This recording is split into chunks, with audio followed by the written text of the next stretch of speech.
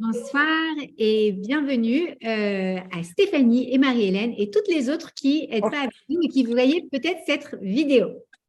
Alors aujourd'hui, on va reprendre notre Eshet Trail, parce que c'est ce pourquoi à la base, c'est l'étude qu'on avait choisi de faire ensemble. Et si vous vous souvenez, donc, c'est un très beau poème, entre guillemets, qu'avait écrit le roi Salomon, d'accord, et qui parle donc de la femme idéale, mais qui nous représente à chacune. Et aujourd'hui, à travers le Midrash qui vient commenter Eshet Trail, on va découvrir une figure féminine du Tanakh, de la Torah. Et à travers elle, on va aller explorer les 3 mitzvot de la femme et on va voir qu'est-ce qu'elles viennent nous apprendre sur nous. OK? Donc, je ne vais pas vous le mettre en partage d'écran parce que j'ai oublié de le prendre en photo, mais vous allez me faire confiance. C'est Gemalate Utov Velora Kol Yeme Chayeha. OK, alors, elle lui procure du bien et pas du mal tous les jours de sa vie. D'accord? Et là, de qui on parle, nous dit le Midrash? Eh bien, lorsque on parle de « elle lui fait du bien et pas du mal », on parle de Rivka, Rebecca, la femme de Yitzhak. D'accord? Et quand est-ce que, justement, le Midrash nous dit, quand est-ce qu'elle lui a fait du bien? Elle a fait du bien à Yitzhak au moment où sa mère, Sarah, est morte. OK? Alors, on va partir de ça et on va les développer. Donc, Sarah Imenou, on l'a vu il y a longtemps quand on a commencé à étudier ensemble. Sarah, c'était la femme d'Abraham et ensemble, ils avaient ce projet commun d'aller en fait faire connaître à l'humanité qui était Dieu, d'accord? Qui était Akadosh Baruch Hu, Hachem, peu importe comment on l'appelle, Dieu, ok?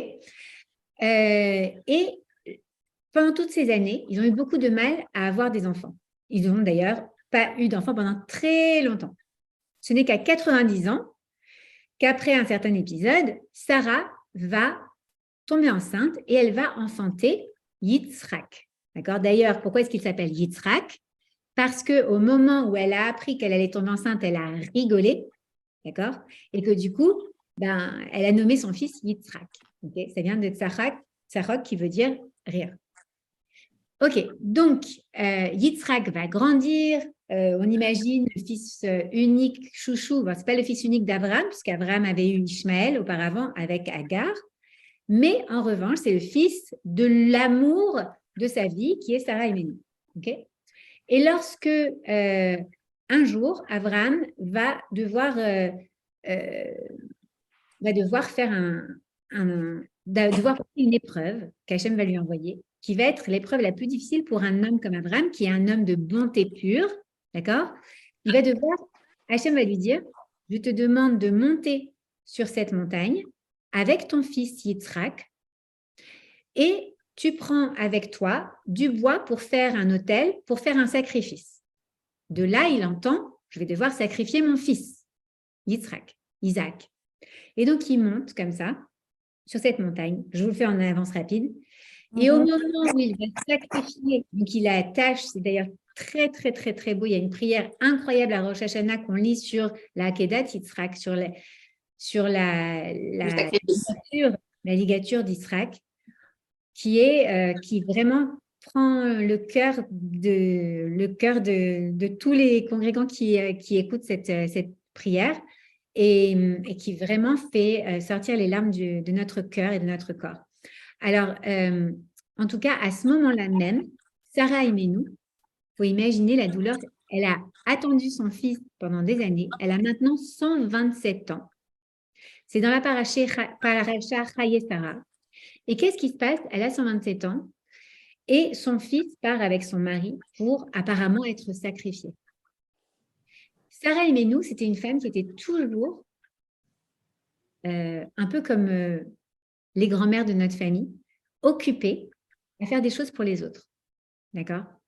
Elle était toujours, on nous dit que sa tante, elle vivait dans une tente, tous les Hébreux vivaient dans les tentes à l'époque, sa tante, elle était très particulière. Pourquoi? Parce que sa tante, eh bien, elle avait au-dessus d'elle une nuée. Cette nuée représente la Shrina. La Shrina, c'est quoi? C'est l'attribut féminin de Dieu, qui représente en fait le côté maternel, protecteur, d'accord, de Dieu. C'est ce qu'on appelle la Shrina. Donc la Shrina était comme ça, au-dessus de la tente de Sarah. Et lorsqu'on nous explique, les Midrashim nous expliquent qu'est-ce que c'était que cette Shrina, qu'est-ce qu'elle représentait? Elle représentait les lois de pureté familiale, la pureté familiale. C'est-à-dire que Sarah et Abraham respectaient les lois de pureté familiale et donc elle allait au mikvé, etc. D'accord? Ça, c'était la représentation au-dessus de la tente. À l'intérieur de la tente, il y avait encore deux choses incroyables dans la tente de Sarah. Il y avait une première chose, c'est que les bougies de Shabbat restaient allumées d'un Shabbat sur l'autre. C'était miraculeux, parce que déjà qu'on est en train de célébrer une fête qui s'appelle Hanouka, parce qu'il y a une petite fiole d'huile qui est restée 8 jours, dans la tente de Sarah et nous, de notre matriarche Sarah, les lumières de Shabbat restaient allumées d'une semaine sur l'autre. Et enfin, un truc aussi merveilleux, on adore toutes, ces chalotes, elles restaient fraîches toute la semaine, pareil, d'un Shabbat sur l'autre. Et on ne les mangeait pas alors? On les mangeait, mais elle en faisait tellement, parce qu'ils accueillaient leur commerce, entre guillemets, leur mission, c'était l'hospitalité. C'était faire connaître Dieu à travers l'hospitalité. Et du coup, ils faisaient des tonnes et des tonnes et des tonnes de chalotes. Alors on dit, elle était tellement bonne et tellement pure et tellement empreinte d'amour qu'elle restait fraîche, elle ne se flétrissait pas d'une semaine sur l'autre. Ok. À ce moment-là, Yitzhak est sur la montagne avec son père. Apparemment, il est en train d'être sacrifié. Le cœur de sa mère est occupé à faire des ouvrages, à faire tout ce qu'il faut pour qu'elle ne pense pas à ce qui doit être en train d'arriver. Et pourtant, on sait que Sarah, comme n'importe quel être humain, elle a une date, entre guillemets, d'expiration sur Terre. C'est-à-dire que son corps doit repartir, sa neshama doit repartir à Kadosh Baruch Hu, à sa source. Donc, elle doit se séparer de son corps. Et donc, c'est ce qu'on appelle la mort. D'accord? Et donc, l'ange de la mort est là et attend. Quand est-ce que je vais pouvoir prendre l'âme de Sarah et la ramener chez son créateur? Sauf que l'ange de la mort, il ne peut agir que lorsque la personne n'est pas en train de faire une action de bonté, puisqu'à chaque fois qu'on fait une action de bonté, ça rajoute des jours à notre vie. Et donc, qu'est-ce qu'il se dit? Il se dit, c'est quoi? Je vais lui annoncer la mort de son fils. Et là, elle, en tant que maman, elle ne va pas pouvoir être dans l'action.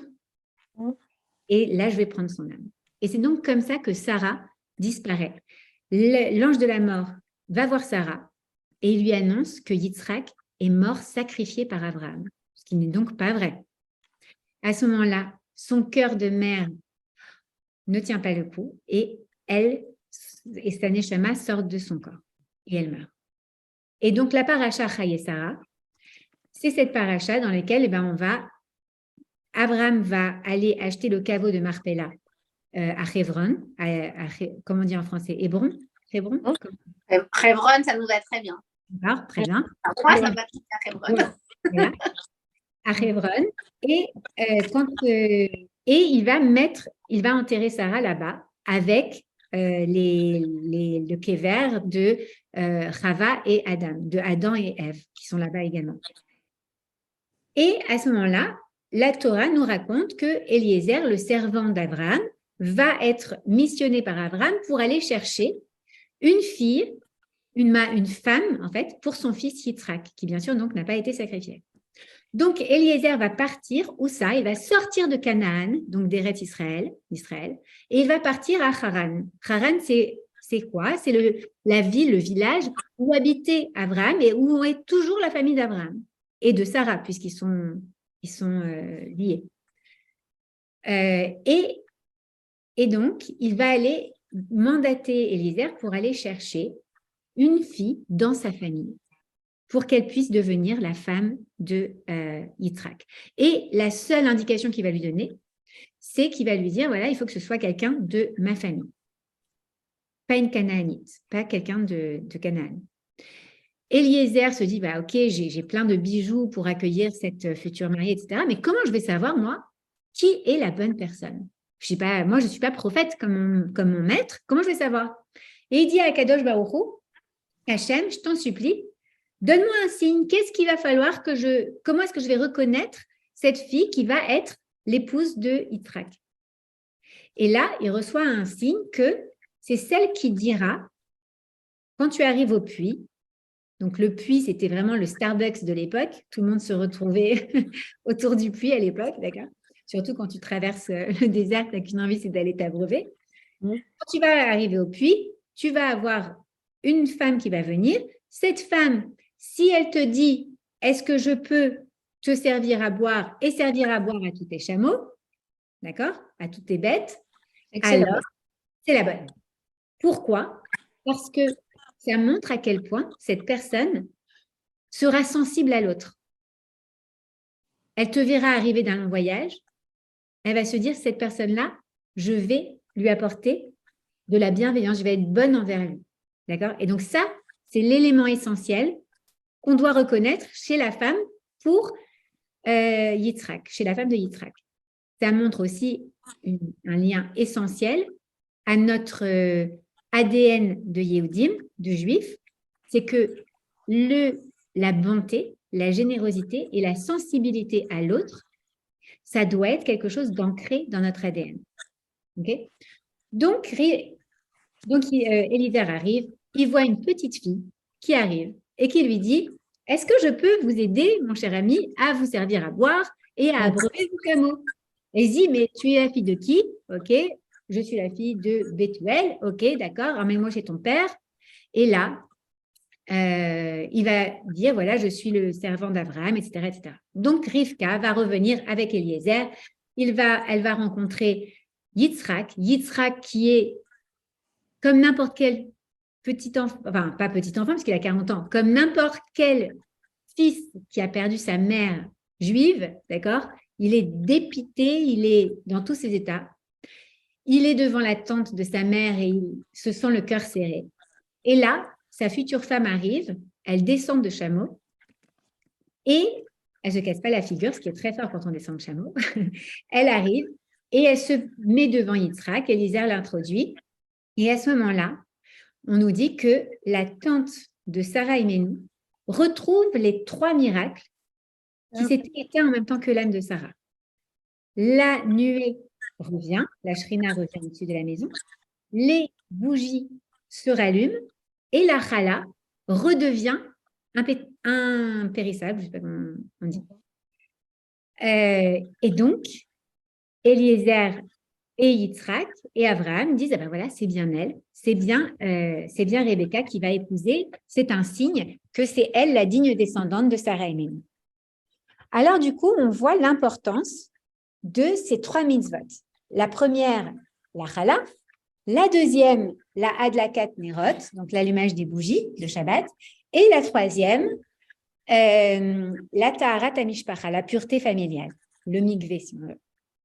Et donc, c'est très intéressant parce que si c'est tellement insisté, si la Torah elle insiste tellement dessus, à ce moment-là de la constitution du peuple d'Israël, d'accord, c'est pour nous expliquer un truc essentiel sur la féminité. Qu'est-ce que la femme juive en l'occurrence, mais la femme en général aussi d'ailleurs, a de spécifique pour qu'on lui donne ces 3 mitzvot et pas d'autres? Enfin, elle en a d'autres, mais spécifiquement ces 3 mitzvot qui lui sont réservés à elle plus qu'aux hommes. Même si un homme est responsable de ces mitzvot s'il n'y a pas de femme dans sa maison. Par exemple, s'il n'y a pas de femme dans sa maison, c'est à lui d'allumer les bougies de Shabbat. S'il n'y a pas de femme dans sa maison, c'est à lui de prélever la chala sur le pain. Qu'est-ce que ces 3 mitzvot, elles viennent nous dire à propos de la femme? Alors, on va d'abord parler de la mitzvah de Afrashat Chala, de prélever la chala.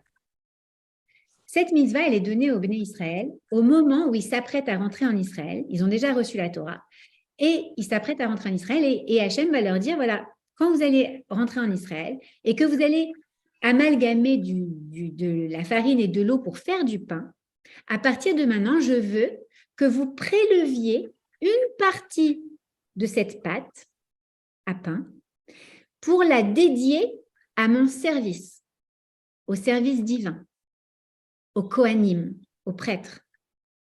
OK? Et vous la réservez, ce morceau de pâte, vous la réservez pour mon service. C'est quelque chose de kadosh, d'accord? De saint. Alors, on appelle ce pain la challah. Or, en hébreu, le pain, ça ne se dit pas challah. Comment est-ce qu'on dit en hébreu, Stéphanie? Lechem. Oui, et challah, c'est le prélèvement, il me semble. Alors, challah, non, afrachat, c'est le prélèvement. Ah oui, La challah, en fait, ça vient de l'origine de chol. Chol, ça veut dire ordinaire. Okay? La racine de challah, c'est chol. C'est la même racine que chol. Chol, ça veut dire ordinaire. Par exemple, qu'est-ce qui est ordinaire dans nos vies? Qu'est-ce qu'on considère comme ordinaire? Boire du coca. Ah ouais. Tu as vu que je me suis mise au coca. Je suis folle, mais bon, c'est pas grave. Qu'est-ce qu'on considère comme ordinaire? Se lever et se coucher. Se lever et se coucher. En français, il y a une expression qui dit ça fait partie des meubles. Genre, on ne le voit même pas, quoi. D'accord? Tout ce qui est dans notre quotidien et qui est là, qu'on prend presque, en anglais, on dit I take it for granted, qu'on le prend comme quelque chose qui nous est presque dû, c'est là de toute manière. On n'apprécie pas forcément ça. C'est quelque chose d'ordinaire pour nous. Ça fait partie des meubles, comme on dit en français. Donc, qu'est-ce que c'est chol? Chol, ça veut dire quelque chose d'ordinaire. Et chol, c'est la contre-apposition, on peut dire ça? C'est la contrepartie, pardon, de kodesh ou kadosh. Par exemple, mes enfants à l'école, le matin, ils ont l'imoud et chol, les études chol, ordinaires. Et l'après-midi, c'est l'inverse d'ailleurs, ils ont l'imoud et kodesh, l'étude de kodesh, les études saintes. OK? Donc, c'est toujours contraposé. Ça veut dire quoi? Ça veut dire que quand on parle que chol, c'est ordinaire, en contraposition, kodesh, c'est extraordinaire. OK? Maintenant, on va prendre ça et on va revenir à une idée. Vous habitez à Paris. Combien de fois par semaine vous voyez la Tour Eiffel? On ne la voit plus tellement on la voit. On la voit tous les jours. OK, donc tu ne la vois plus. Elle est chol pour toi. Elle est ordinaire. Okay? Maintenant, moi, je viens avec mes enfants cet été.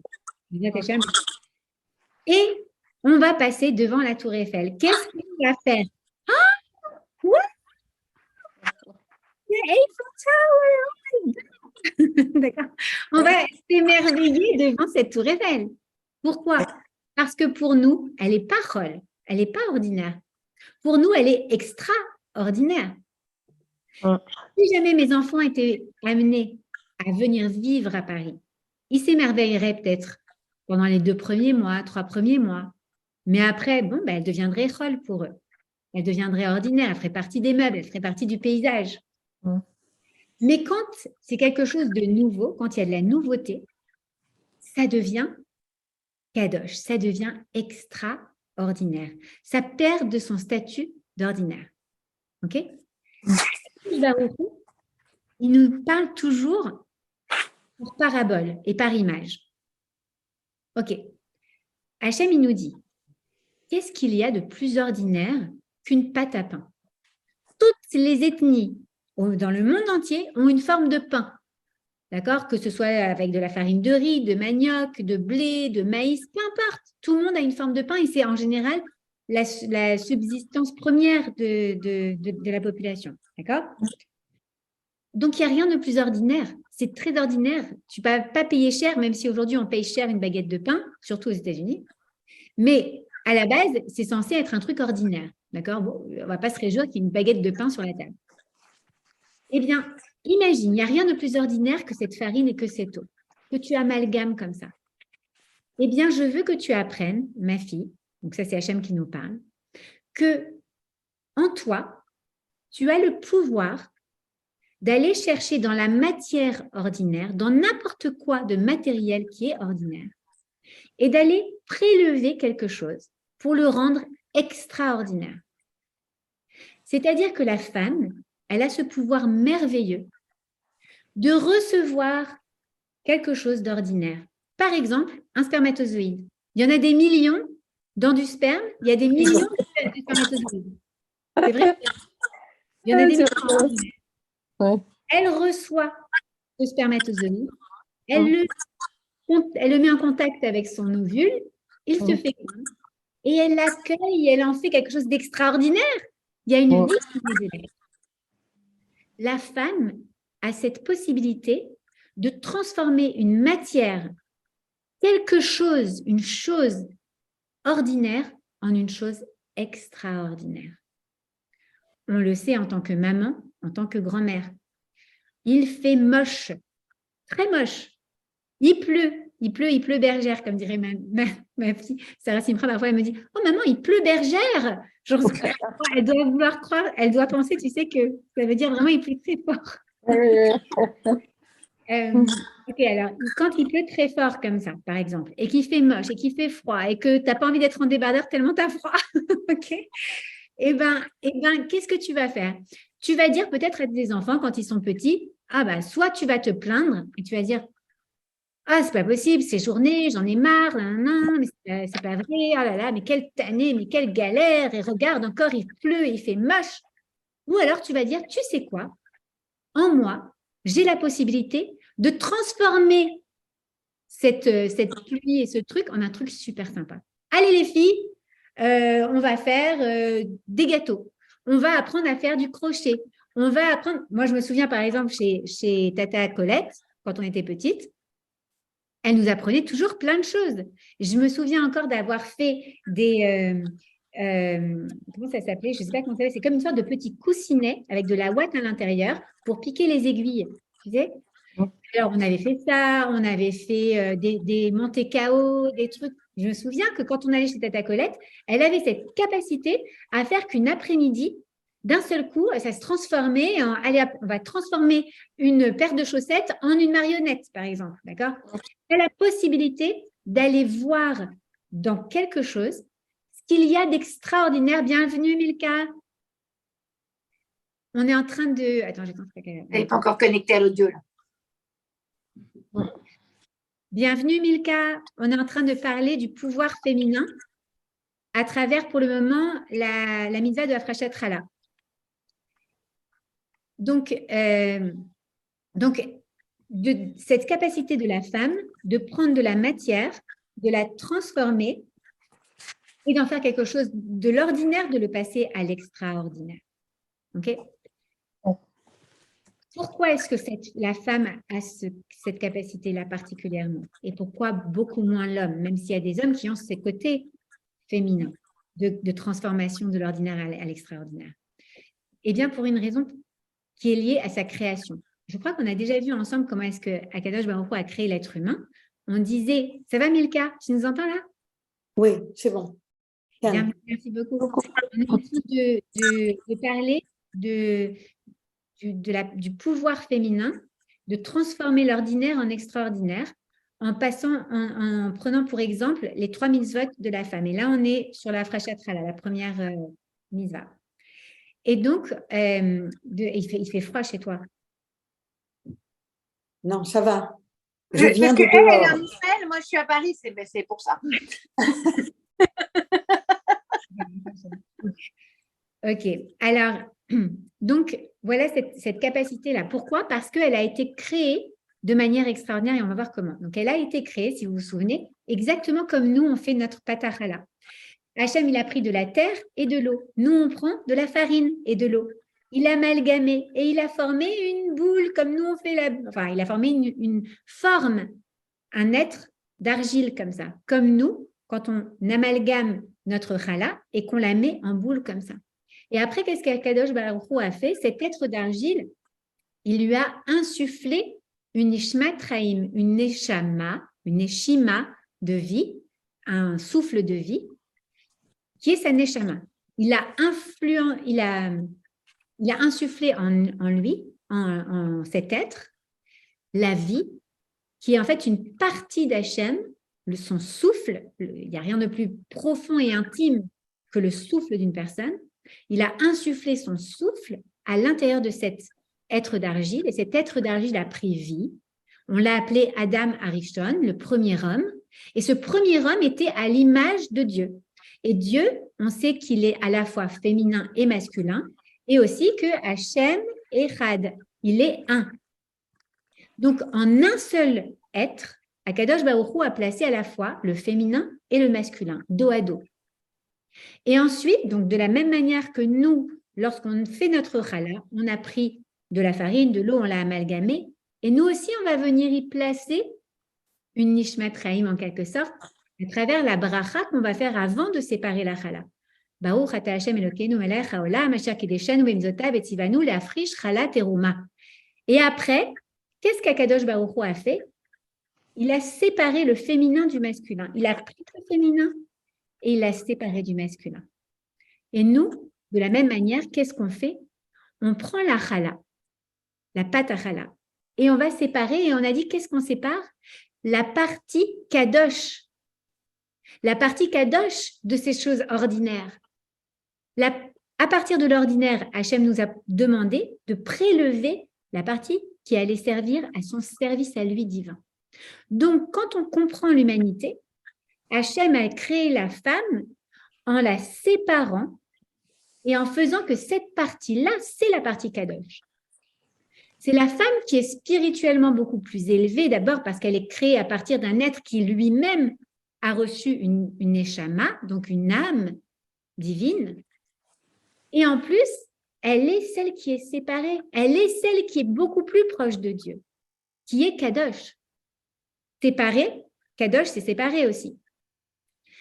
Donc, c'est vachement bien de faire comprendre ce message que la féminité dans la Torah est très éloignée de la notion de féminin qu'on peut trouver soit dans la chrétienté, soit oh là là, elle est belle. Ah oui. Non mais. La tour Eiffel.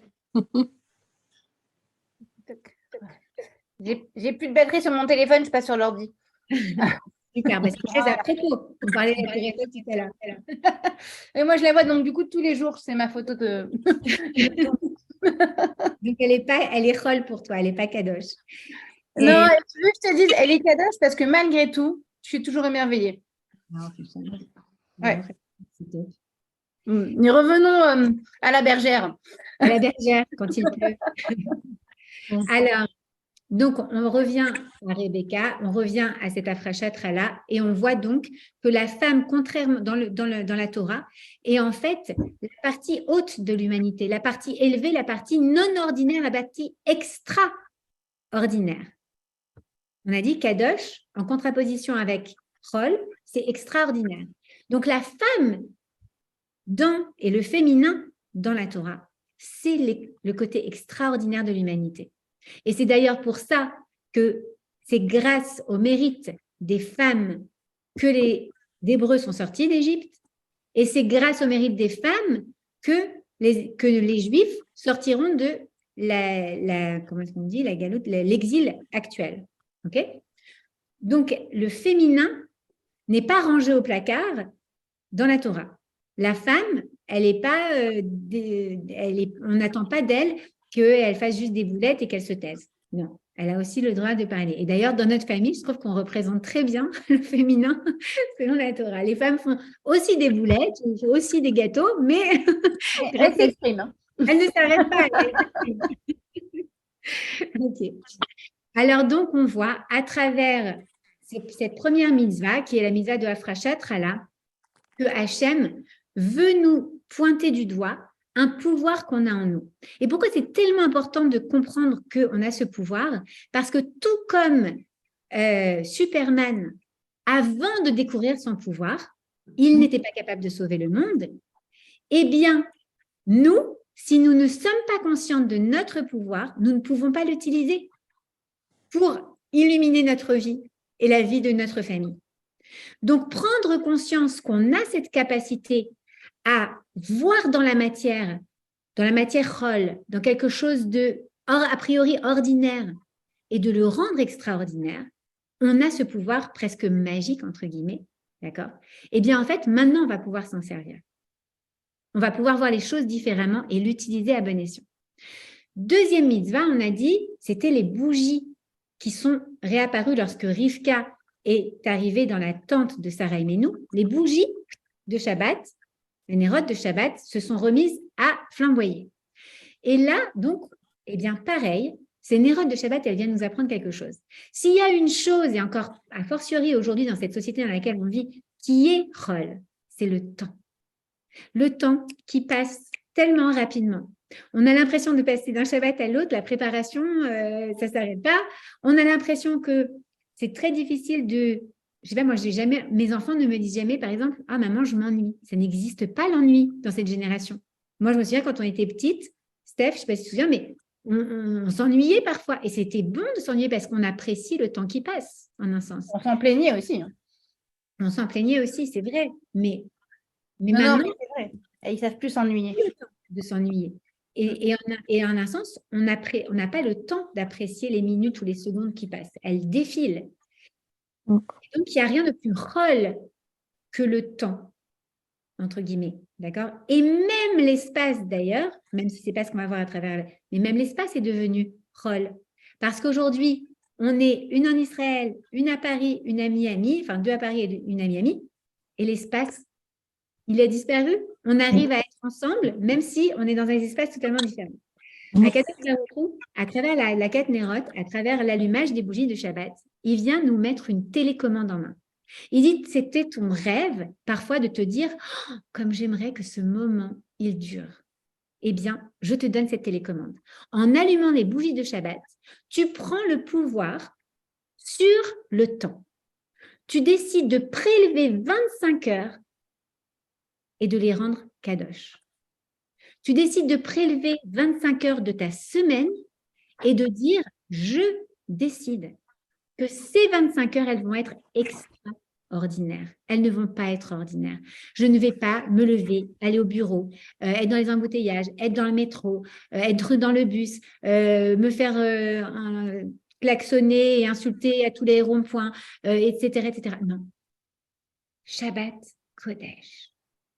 La femme a le pouvoir de faire que non seulement sa table, elle va être merveilleuse, elle va être délicieuse, mais en plus, elle va, je sais pas, chanter. Moi, je me souviens toujours au mariage de Yannick, je sais pas, brachot de Yannick au Shabbat Ratan, actually. Je me souviens des enfants de Milka qui chantaient et je me disais, oh, comme j'ai envie que mes enfants, à moi aussi, quand ils grandissent, ils aient cette joie de chanter comme ça les Zmiroth de Shabbat. C'était tellement beau, c'était très inspirant. Eh bien oui, ça, c'est la femme qui est le thermostat de sa maison, entre guillemets. C'est d'ailleurs pour ça que dans la Torah, on dit que la femme, elle est la baït, elle est la maison. Parce que c'est elle qui met l'énergie dans la maison. Et si une femme, elle se lève le matin, chenfa, mais grave, genre, c'est pas possible, alors vous êtes sûr que même les enfants, même les murs, ils ont envie de se cacher, ils n'ont pas envie de la voir chenfa, ils ont peur, qu'est-ce qui va se passer? Alors que si la femme, elle se réjouit, qu'elle se lève du bon pied et qu'elle kiffe mon amour, allez hop, on met la musique, on danse et elle est en train de faire le petit-déj, mais en dansant et tout, toute la maison va se mettre à danser comme dans une comédie musicale. D'accord? La femme, c'est celle qui met l'énergie dans la maison et qui est capable, à travers cette idée que le Adlakat Nerot, c'est sur le temps, sur quelque chose d'immatériel, elle est capable de transformer même l'immatériel ordinaire en quelque chose d'extraordinaire. Ok? Comme on disait tout à l'heure, un après-midi relou, on peut le transformer avec quelques bonnes idées en un après-midi incroyable. Une discussion avec son mari où on se dit, est-ce que je vais choisir de lui dire ce que je pense vraiment, etc. Ou alors est-ce que je vais choisir d'aller me connecter à lui et de me dire, allez, je vais profiter plutôt de ce temps. Ou alors avec ses parents, ou alors avec ses amis, ou avec ses enfants. On a le choix, on a cette possibilité, on a ce pouvoir en nous d'aller transformer même l'immatériel pour rôle, donc ordinaire, et de faire quelque chose d'extraordinaire avec ça. Et troisième chose, la troisième mitzvah, c'est la mitzvah de Taharat HaMishpacha, de pureté familiale. Et là, c'est extraordinaire, parce qu'en fait, si on résume ce qu'on a vu jusqu'à présent, la femme, elle a le pouvoir de faire que quelque chose qui ressemble à des meubles, parce qu'on est tellement habitué à le voir, quelque chose de rôle, quelque chose d'ordinaire, devienne extraordinaire. aussi bien dans la matière que dans les choses immatérielles. Akadosh Baruch Hu va nous donner la clé pour faire que Beg Bédé est tort. Beg Bédé, il a écrit un livre qui s'appelle L'amour de Dieu. L'amour dure 3 ans. L'amour Eh dure bien, il a raison. S'il n'y a pas la Taharat HaMishpacha, c'est dur de faire continuer à raviver la flamme sans cesse. Mais la Taharat HaMishpacha, donc la pureté familiale, le fait que lorsque la femme est en état d'impureté spirituelle, eh bien, elle ait cette possibilité de s'extraire, entre guillemets, de devenir rare pour son mari, de devenir extraordinaire pour son mari, séparée, d'ailleurs Nida, ça veut dire aussi séparée, d'accord? Eh bien, à ce moment-là, elle lui manque et il lui manque.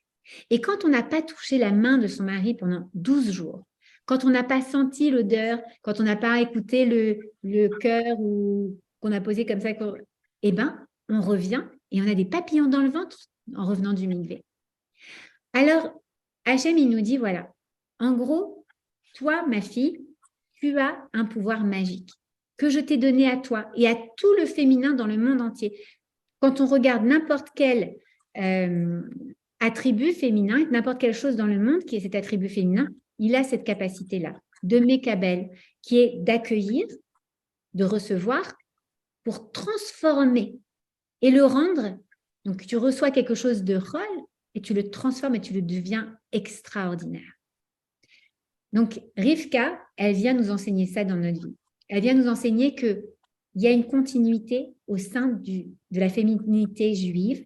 Sarah Imenu a disparu, mais Rivka arrive dans sa tente et ces 3 mitzvot se remettent à briller miraculeusement. La shrina au-dessus de sa tente, les lumières à l'intérieur et la chala. Et de là, on apprend qu'en fait, en chacune de nous, il y a cette possibilité, ce pouvoir de transformer l'ordinaire en extraordinaire et de faire en sorte que nos vies soient vraiment différentes. Et de prendre conscience de cette force-là, féminine, eh bien, ça va nous permettre vraiment de l'appliquer dans nos vies.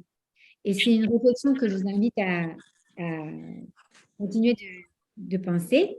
Peut-être que vous êtes au courant de ça, peut-être, mais de le voir comme ça, moi, je sais que ça m'a permis, en tout cas, parfois, de changer, comme on dit en anglais, de mindset, de changer d'attitude parfois. Parfois, je sens que je peux dériver vers du mutantisme aigu, et je me dis, allez, non, j'ai le pouvoir. J'ai le pouvoir de me dire, non, je vais transformer ça. Je vais faire quelque chose de bien avec ça. Et voilà. Eh bien. Eh ben, c'est superbe. C'est très bien. C'est très bien. Très, très bien. Vraiment. Ouais, tu sais quoi, je prenais des notes. Parce que j'ai trouvé que ton raisonnement, il était superbe. Il ne faut pas être paresseux. Ouais, mais on peut le faire de manière paresseuse, pourquoi pas. Mais de toute manière, on nous dit, réveille-toi comme un lion, avec la force du lion. Donc oui, la paresse, c'est sûr que... Mais même quelqu'un de paresseux, il pourrait trouver un moyen, par exemple, de faire que de manière paresseuse, il transforme les choses en choses extraordinaires. Oh. Pourquoi pas. Enfin, il faut quand même une volonté dans tout ça. Oui. Donc, quelqu'un de paresseux par défaut. Il faut avoir de la volonté. Ça commence par la volonté. Mais comme on dit dans la phrase qu'on dit nous, que les femmes disent et que les hommes ne disent pas, chez Asani Keretsono, qui m'a fait selon sa volonté. Nous sommes des êtres de volonté, la femme particulièrement. Quand l'homme dit qu'il ne m'a pas fait femme dans la prière du matin, c'est pour qu'il sache qu'il a des mitzvot, qu'il a plus de mitzvot que la femme, pardon, qu'il doit faire plus de choses, donc c'est pour lui rappeler à lui-même qu'il est un être qui est loin de Dieu et qui a besoin de faire plus de mitzvot. Et la femme, elle dit, qui m'a fait selon la volonté. Béni soit qui m'a fait selon sa volonté. Et donc, nous sommes des êtres de volonté. Tout à fait. Emma, c'était très, très beau comme cours. Vraiment, merci.